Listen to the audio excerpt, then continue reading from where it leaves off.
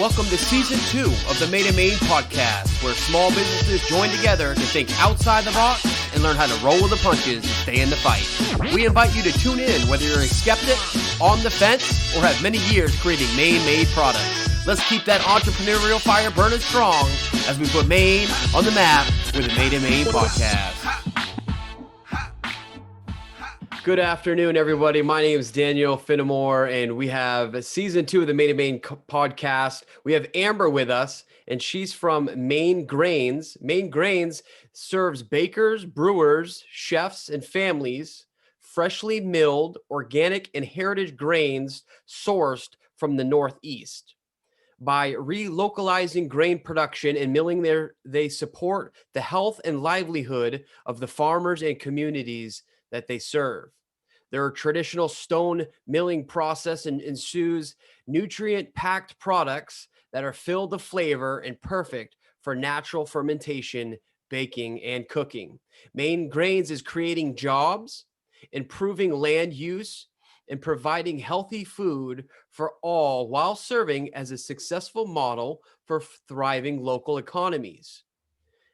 And they're in an old county jail building. They've turned it into their mill. They're in clustering with other local food ventures. They're creating a downtown hub for local food. And I can't wait to hear how things are going in Skowhegan, Maine. Amber, thank you. Welcome to the show, the Maine Podcast show. How are you doing today? I'm doing great. Thanks so much for having me, Daniel. Absolutely. So this is a first for me.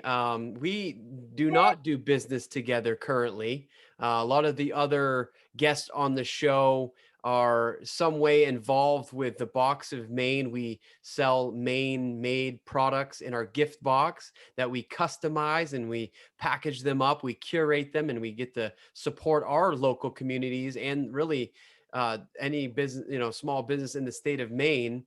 And we get to ship these gift boxes all over the world. And it sounds like you're doing something similar too with your product and your community. And we're going to talk a little bit about that. We're going to talk about your role at Maine Grains and some of the products that you offer and how you're working with the community. But before we get into that, I want people to get to know Amber. How do I say the last name again without? Lambke. Okay. Yes. So Amber, thanks for coming on. Tell us a little bit about yourself. Where are you located? Family, where's your family at? Do you have any cats, dogs, animals? Thanks. Yeah, I live right in downtown Skowhegan, actually a couple short blocks from the mill where we're running the business.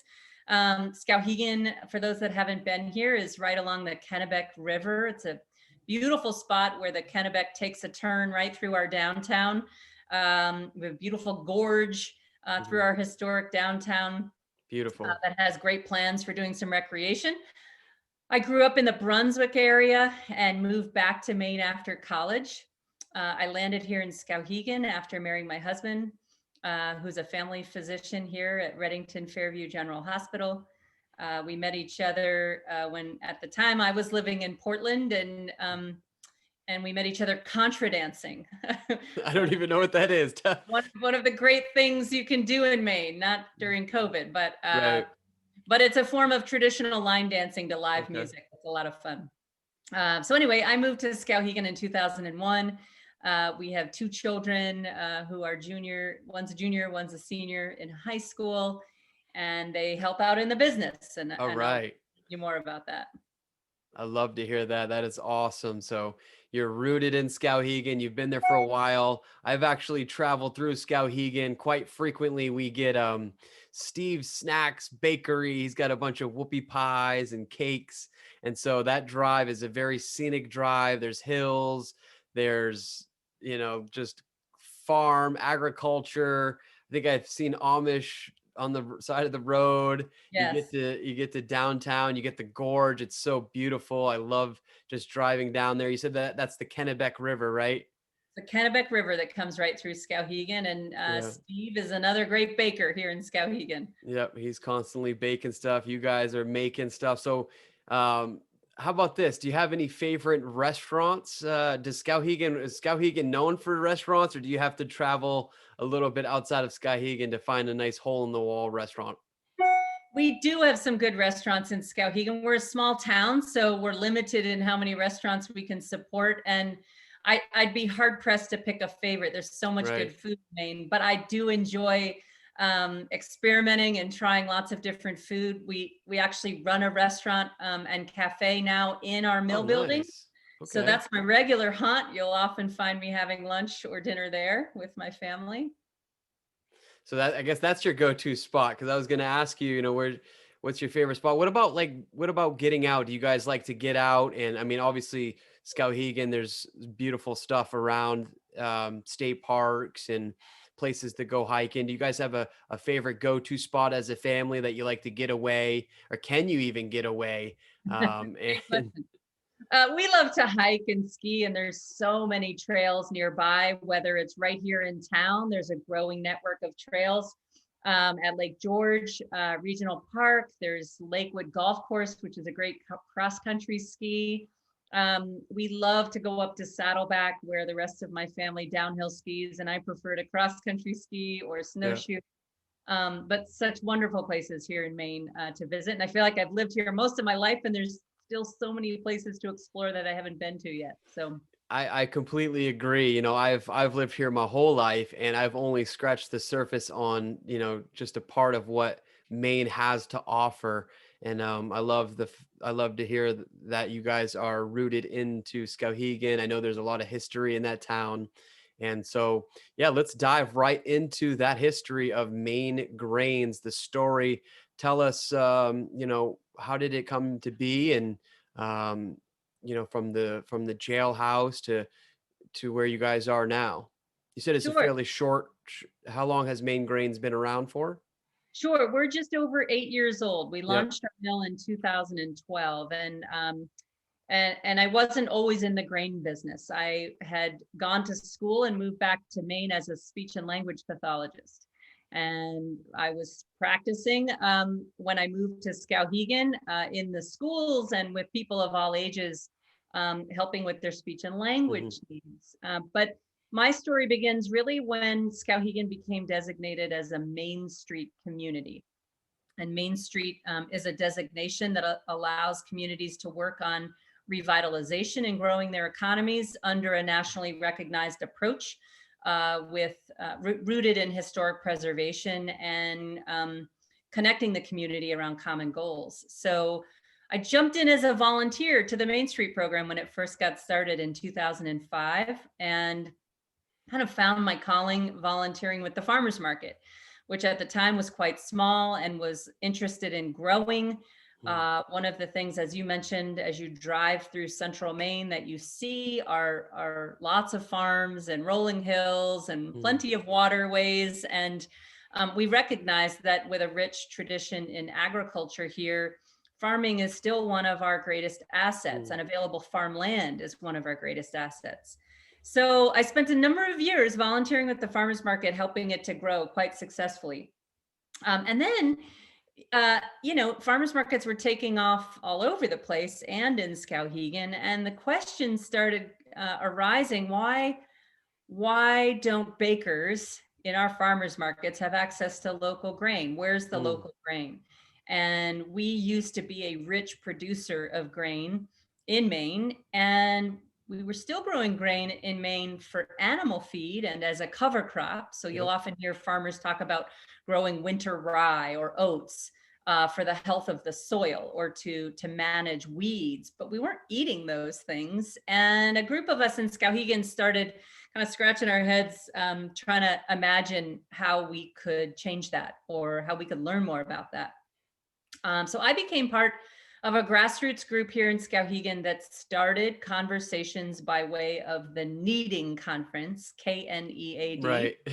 And really, that was a conversation of farmers and millers and bakers and oven builders who wanted to revive regional grain production. So the first conference that happened in 2007 here in downtown Skowhegan was successful.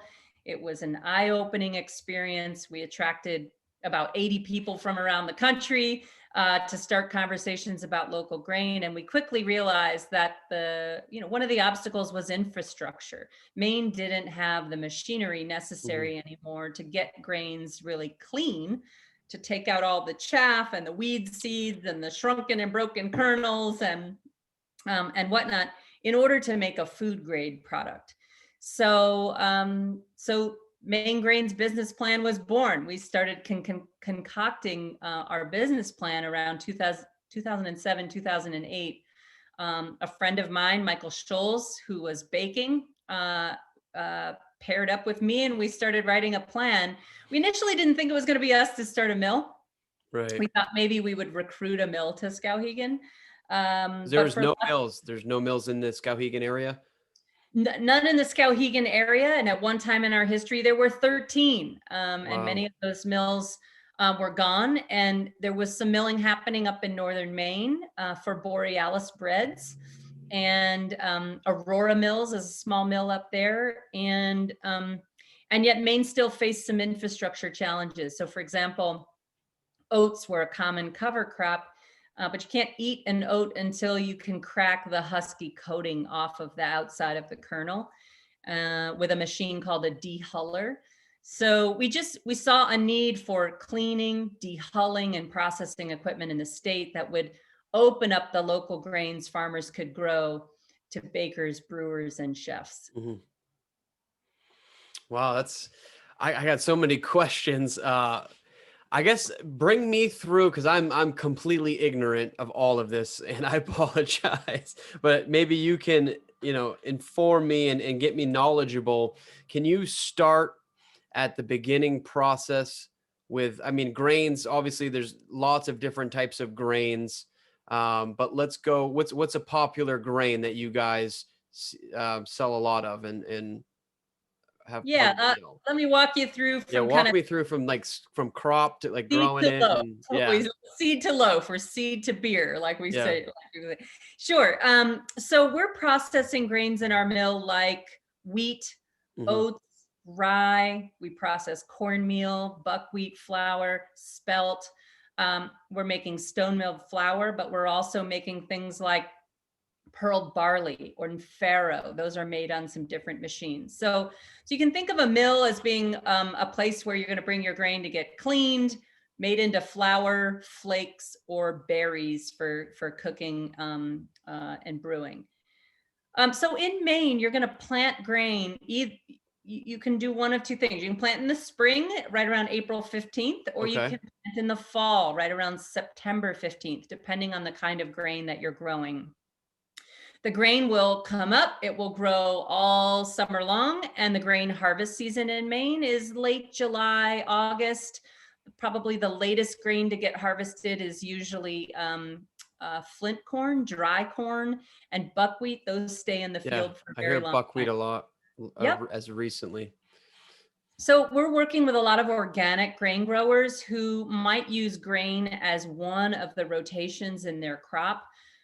It's important for organic growers to rotate crops on the field to balance the nutrition in the soil, but also use grains for managing weeds. So if you're growing a grain crop that is productive and useful, you're choking out or shading out the potential for other weeds to grow on the farm. Organic farmers are also paying attention to how to balance the grain plant's need for nitrogen, which comes up from the soil, with crops that put nitrogen back into the soil, like clover and legumes. So once that grain is harvested, the farmer might usually use as a combine to do that, although we do still see some very small scale growers in the state of Maine that are hand harvesting things like dry corn. You might have, at harvest, you might have chaff and dry grass, and maybe you have some vetch weed seed, or you have some wild radish that got harvested with your grains. And that all needs to get cleaned out so that it doesn't hold moisture in the grains, and so that it doesn't give an off flavor to those grains that you're going to eat. So our mill is equipped to clean those things out. And so a farmer's going to sell their grain to us, and we're going to run the grains through cleaning machines before we, in order to get it to a food grade Yeah. place. Now, in our mill, one of the reasons we bought the old jail building is because I had gone to a grain milling class out in Kansas to learn that vertical integration and vertical height in your building is very helpful. Right. If you can send grain to charging bins at the top level, then you can gravity feed grain through cleaning machines on the way down, which saves energy in your manufacturing process. So it just so happened that while our business plan was coming together and we were ready to launch the business, the old jail building in the center of our downtown was coming up for sale. Our county was building a new jail building just outside of town. And the old building, which was built in the late 1800s, had 4 stories to work with. And if you've come through Skowhegan, or if you've ever seen the jail in the center of town, it's a big, sturdy Victorian brick building that's quite beautiful, and concrete cinder block walls with reinforced rebar, and very, very sturdy building. When we started looking at that building, considering purchasing it, we also realized that any of the noise going on the inside of the building really cannot be heard on the outside of the street. So we thought, well, for a manufacturing facility, that's advantageous also. So in any event, we bought the building and renovated it. We bought the building in 2009. It took about 3 years to raise money and purchase machines and do the renovations. But that building offers us 4 floors in which to process the grain from top down. And the grain will go through screen cleaners that sort kernels by size. It'll go through a gravity table, for example, that sorts kernels by density so that you can sort for the plump sound kernels and let the shrunken, broken kernels go to an animal feed stream, for example. Okay. I was just about to ask you. Yep, we've got dehulling machines from Germany that process those oats by cracking the husky coating off. We've got a pearling machine that can pearl the tough bran coat off of barley, for example, to make that something that you can cook and eat. We have flaking machines that flake a rolled oat, and we just installed a new high-tech color sorting machine that will look at all the grains with an electric eye and sort for colors. No way. That sounds pretty high tech. Yeah, if you have a black seed in your wheat and all you want the brown wheat, this machine will detect the black seed with its electric eye, and with a poof of air just poof out the single kernel. Wow. So we can do some precision cleaning in the mill now that makes a very high grade product that is desired by bakers and brewers and chefs. I will also say that to make our flour, we decided to invest in new equipment, but old-fashioned technology to stone mill the flour. Right. So we are literally using grinding stones like you would have seen in old water-powered mills, only ours is electric. And it mills flour the old-fashioned way, where all of the nutritious bran and germ in the kernel stays in the flour. And that gives you more flavor. It gives you a lot of natural properties that lend themselves to natural fermentation baking. So like sourdough breads and artisan breads come out very well with a stone ground flour. And that's different from how white flour is made. And we often teach this difference when we give tours on the mill. In the mill, white flour is made on roller mills that actually allow you to more cleanly separate all the bran and germ away from the white flour, which comes from the endosperm part of the kernel. So in essence, it's a different product. So stone mill flour is a different product, and one that we think is more nutritious, more flavorful, and good for you and good for baking. So it's a unique product that we're making. It sounds like all these machines. I have a lot of questions. Like, is this something? What did you start with? What was the first machine that you started with, and what made you want to get all these different machines and be able to do all these different types of grains? Because it sounds like there's a different process for a lot of them, right? Yeah.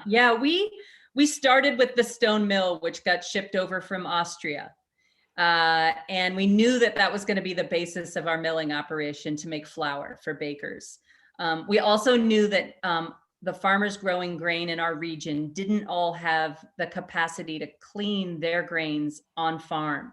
So we knew we would have to buy some cleaning machines, and we really just started collecting those, both new and used, from all kinds of sources. So there are dealers in the Midwest that you can buy refurbished cleaning equipment. And we've subsequently purchased new machines as well. A few years into the business, which we launched in September of 2012, we realized that organic oats was becoming about 40% of our business. And we had really been focused in the business plan on the prospects for selling flour. So that was a surprise, and yet made total sense. Oats grow very well in our cool, moist climate here in Maine. And our cooler temperatures make those oats sweet and delicious. A lot of farmers in Maine have experience growing oats because they may have rotated oats in with potatoes or other crops, and they're a little bit easier to meet a food grade spec than it is for wheat to meet a bread quality spec. Right. So anyway, we tooled up after seeing the demand for oats in the Northeast, and the volume that was available to us. We tooled up several years in by purchasing more machines that allowed us to do a better job with those oats. So we've grown a lot over time. We are still growing. And as I said, we just purchased the color sorter. We're still fine tuning what we're capable of in the mill all the time. COVID really presented some challenges for us this year, and it caused us to purchase more equipment on that front as well. Well, I guess that's a good segue into it. Let's go ahead and tackle it. Positive, negatives. How has it impacted your business? How is it still impacting your business? I know that I've seen a greater demand for, baking. Is it just because people are at home and they're starting to looking for hobbies or trying to eat healthy or trying to be self-sustaining? What do you think? Yeah. This has been a crazy time for everyone, and certainly being in the flour business. We just sort of hung on tight and went for a ride this past year. But, so, we had a few scary weeks in the spring where we both lost our biggest customer for a while. That was a restaurant chain. And at the same time, that sale was displaced by a deluge of online sales that that far surpassed any volume we had been to. So I now that we've had some time to crunch the year-end numbers and take a look at what happened, our online sales went up 4,000%. Wow. And it's now clear to us that, pre-COVID, our business was about 90% bulk. So 50-pound bags of flour to bakeries and breweries. In the peak of COVID and now settling out after COVID, the business went to 50-50, 50% bulk and 50% retail bags to home users of flour. Wow. So we all remember when toilet paper ran out on the shelves, and then soon thereafter, flour ran out on the shelves. And people did panic, but I think the panicking was also happening at the same time that families were homeschooling, and baking is a great education. And some of us had more time for hobbies at home and to try things out that we've always been wanting to try, like sourdough bread baking. And so there just was a real surge.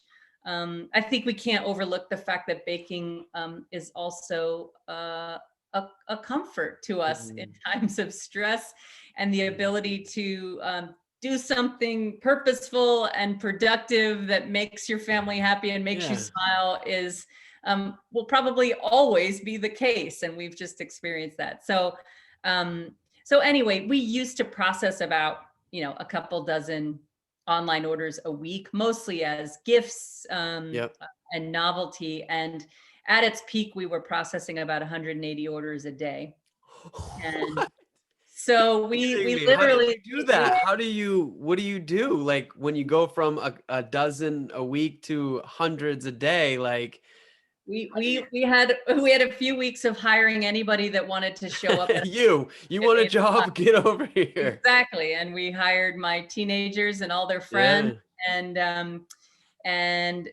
I worked double shifts for about 3 months. And let's talk about that. let's talk about this because Yeah. it's not easy running a business, right? And you're doing something that is not readily available in your community. There's no one else doing it. You're working with these farmers, you're working with, sounds like, restaurants, bulk bags. You're probably busy as it is growing the company. You said there's other people involved. How many people do you have working for the company right now? We have about 20 employees right now. 20 employees. What is an average day for you look like? An average day for me is we start our day with a team meeting at 8 a.m. with everybody outside. COVID pushed us outside, and we're probably Yeah. not going back anytime soon. So we have a team meeting and a stretch at 8 a.m. Our business now runs a double shift. So there's the second shift arrives at 1 p.m. and we have one more brief team meeting at 1 p.m. so that the Mhm. two shifts can Yep. overlap, Very important. so that I can impart any important news of the day. Mhm. And then I stay a bit late. I usually, I'm home between 6 and 7 on a typical day, but COVID really pushed the needs of the business. Mhm. And, if you're the owner and the CEO, as I am, then you do whatever you need to do for your business to That's right. succeed and to service customers. And so through COVID, it meant double shifts at the mill for me, getting home quite late. And Mhm. as you can imagine, the volume of customer service needed Right. through COVID, not only because of the sheer number of orders, but just the heightened level of anxiety and concern that we were all feeling Mhm. through the spring, led to a higher degree of customer touch than might be typical. So, my day would start at 5 a.m. on emails, answering customer service emails, and I'd get home at 7 or 8 p.m., eat a quick dinner, answer some more emails, and go to bed. I mean, Yeah. that was a busy 3 months. And fortunately, I've been saying that the ship is righting itself now, and we're kind of getting back to Yeah. a, a more sane routine. But online sales have stayed high, not quite as high as the spring, but they've stayed at much higher levels than they were pre-COVID, and I think that's here to stay for a while. So it's Uh, really eye-opening. It sounds like to me that there is a market out there for this online direct-to-consumer market. And so you have the website up and running. People can go to the website to order. Is that where you're seeing them order People can the order product? delivered to their door off the website. Yep. Again, what the majority of our business has been is working through distributors and Yep. direct selling large quantities to bakers and brewers and chefs. But increasingly, COVID also had some of the larger grocers knocking on our doors, saying, "All right, Right. we're ready to talk now." And so you will be able to increasingly find our products in more mainstream grocery stores, where up until now it's been largely natural food stores and Okay. co-ops and the Rosemont markets of the world that have Yep. been carrying our products. You will now start seeing our products on the shelf in Hannaford area stores in Maine. We are Awesome. in Whole Foods in Portland and some Good of the job. Whole Foods outside the state of Maine. So Sometimes, I mean, we're super. sometimes you could get the positive out of negative things, and it sounds like that's been more positive than negative. Obviously, the stresses of running this job, for people that are listening and watching this, Amber worked long, long days, and you think of the safety of your employees and keeping your environment clean and having to increase productivity and labor and communication, and then you have all of the customer inquiries, and then you have the big inquires from other larger companies that maybe want to start working together, and so it sounds like you have your handful, hands We have full. we have a great team and a very Good. hardworking group. And fortunately, it's both been stressful and anchoring to Sure. be an essential business that has stayed open through all of the pandemic. We haven't had to close. Everyone's been healthy, knock on wood. We've had no cases in our business, and we feel very fortunate. I feel especially fortunate that we've been able to keep everybody employed, and we've been able to hire others through this period. Right. It's a difficult time. Isn't that a great thing though? Like I love to hear the fact that your business is doing so good. You get to hire people. Isn't that what we want? We want to see the economic growth. people in Skowhegan. There's jobs available. So let's talk about the people in Skowhegan. What are some ways that you've been able to work together with some of the businesses in the area, community projects, farm drop? Yes, absolutely. It's been a blessing in disguise, perhaps, that uh, the scale at which we are milling grains is unique. Our country took a turn, 50 to Mhm. 100 years ago to start milling at massive scale, which means that very few people and very few facilities in the world do it. And so reviving a regional scaled mill means there's not a ton of people out there that have ever had any flour milling experience. And so most of Right. our employees are learning on the job, and that presents a great opportunity for the community. So we have folks working for us that might have had experience on farms, and they're Mhm. applying that experience inside our business, or might have had experience in a paper mill, maintaining machinery, and now they're maintaining machinery in our Mhm. mill and learning how they work. Or we've certainly seen people with experience in the restaurant industry, or we have employees who are coming out of the new business and marketing programs at Thomas College and Hmm. KVCC. So it's Nice. wonderful. It's gratifying to be able to employ members of the community and watch their families grow and watch Right. them settle in the area. And I had no idea when we started Maine Grains just the impact that the business would have on Skowhegan and inspiring other risk taking, and that the resources we now bring to bear in the community can help others to start their businesses that they're passionate about. So the old jail building actually has extra space, and Okay. we launched a cafe called the Miller's Table out of our building, repurposing the jail's commercial kitchen. So the Miller's Table is a positive story as well, with another 12 to 20 employees that are employed there. We're incubating a brand new business inside the kitchen at the cafe right now called The Good Crust. It happens to be my twin sister, Heather Kerner, who Okay. is starting a business to make pizza dough, frozen pizza dough using Maine Grains, that she Ooh. sells to brewery tasting Mhm. rooms, as well as pizzerias and people that want to cook pizza at home. We have a creamery in our building, Crooked Face Creamery. Amy Rowbottom grew up on an area dairy farm and has been able to scale her cheese making operation by joining us in our building. We have Wow. a community run radio station in our Stop building. it. Okay, hold on a second here. We have a How knit big shop is this in our building. building here? You got the whole town involved? It's about 14,000 square feet. And so it's really created a hub right in the center of I guess downtown so. for folks and to express their ideas and their business pursuits. We are the new home, or now the home, to the Skowhegan Farmers Market in our parking lot. We have aspirations we just acquired the vacant lot next door to Maine Grains, and we have aspirations for a new building in the coming years that will help further expand Hmm. the entrepreneurial opportunities in Skowhegan. Yeah, you're making me want to move down to Skowhegan and start a business or something. That's amazing. So it's more than just grains. You're really impacting entrepreneurship, the small businesses wanting to start up.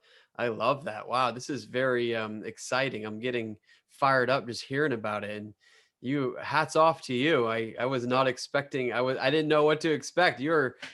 You're doing a bunch of great things. That is wonderful. Lots of great companies here, and I will say that I've been so fortunate to be in Skowhegan, where there's such a high degree of collaboration and Right. interest in seeing each other succeed. I would say, a lot of our ideas feed off of each other, and we have a local pasta maker, the main meal here in Skowhegan, so the Mhm. cafe is able to purchase their pasta to make Right. wood-fired mac and cheese made in the wood-fired ovens that are made up on Route 150, 5 minutes from here. So there's a high degree of focusing on what our assets How are and Yeah, what how wonderful. can you help each other? Like literally the last episode we did, we're working with one company, the Maine Needham company, and they're working with another a maple syrup producer, and we're working with the maple syrup producer. And so you just see a connection of everybody working together, small Maine businesses helping each other out. And that's what it sounds like you're doing. you have all these people that you're working with, and in return, it's just a giver's gain philosophy.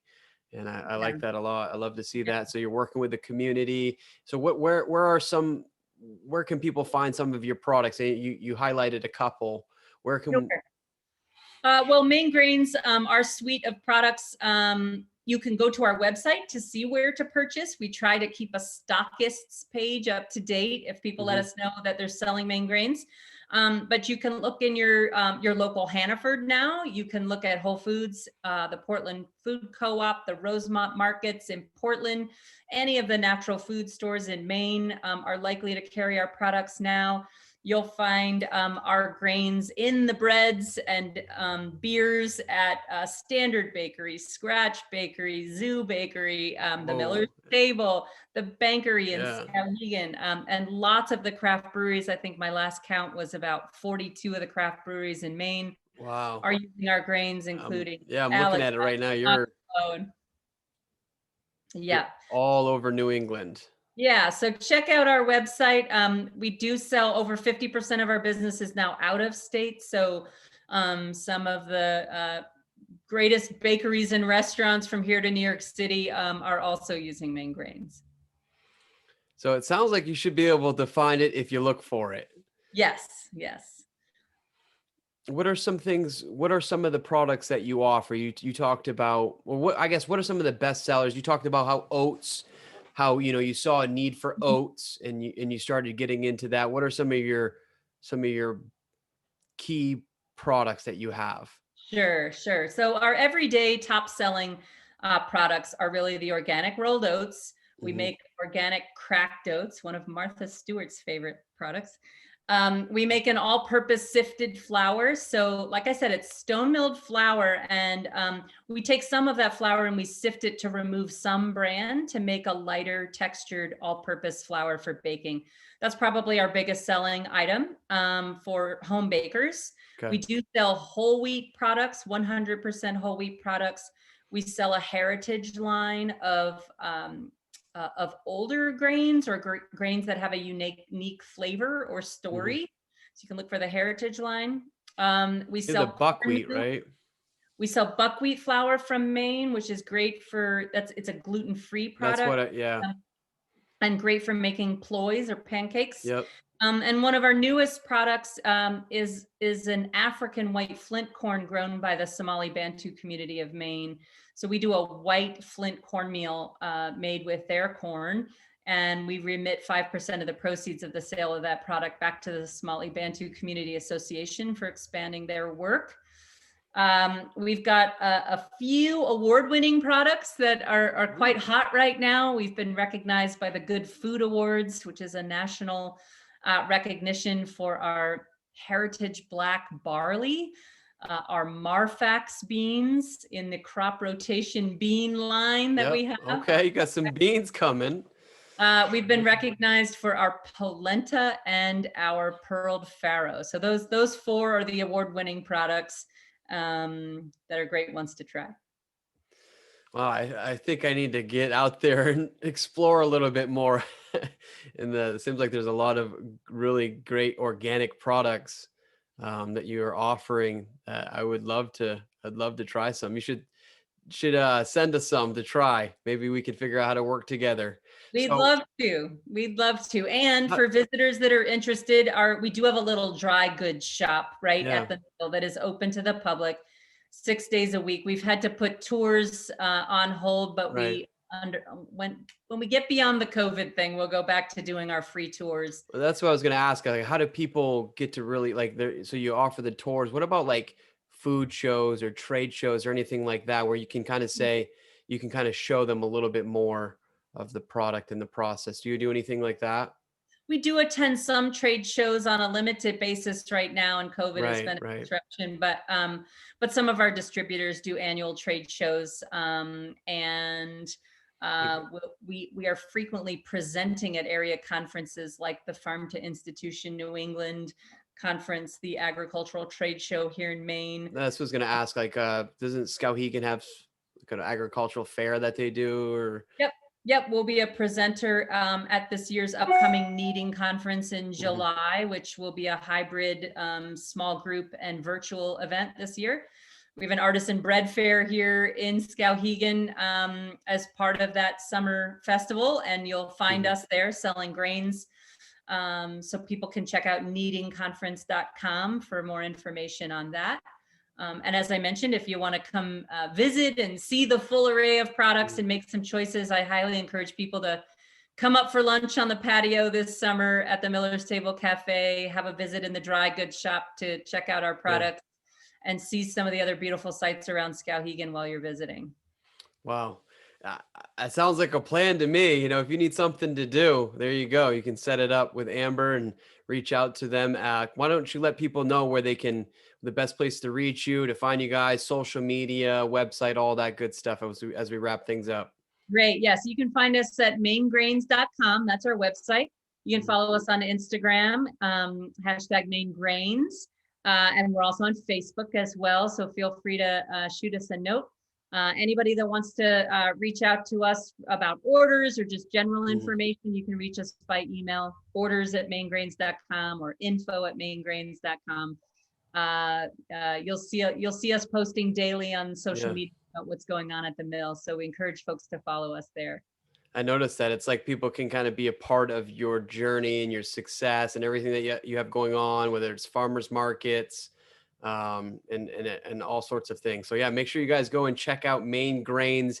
Amber, thank you so much for carving out a little bit of time for us on the Made in Maine podcast show. I appreciate it. And, hope to hear more from you, and we should connect. I'd love to come down, and when things are kind of settled this year, maybe hopefully by the end of the year, I'd love to come down and get a tour, or at least check out the cafe. That sounds like a great idea. Great. Thanks so much for having me. This has been fun. Thank you so much for coming on to the Maine podcast show. I'm Daniel Finnemore, signing out. We'll catch you on the next one. Thanks for listening to season 2 of the Maine podcast. We hope that you thoroughly enjoyed this episode and would like to ask you to consider sharing it with friends, family, and your business peers. And don't forget to follow us on Facebook and Instagram. Also, you can find the Maine podcast on YouTube, iTunes, Google Play, Spotify, and all other digital streaming services. If you would like to financially support the show and be a part of putting Maine on the map, you can subscribe to us on Patreon or email mainemainepodcast@gmail.com. So shop local, shop small, and save Maine businesses once and for all.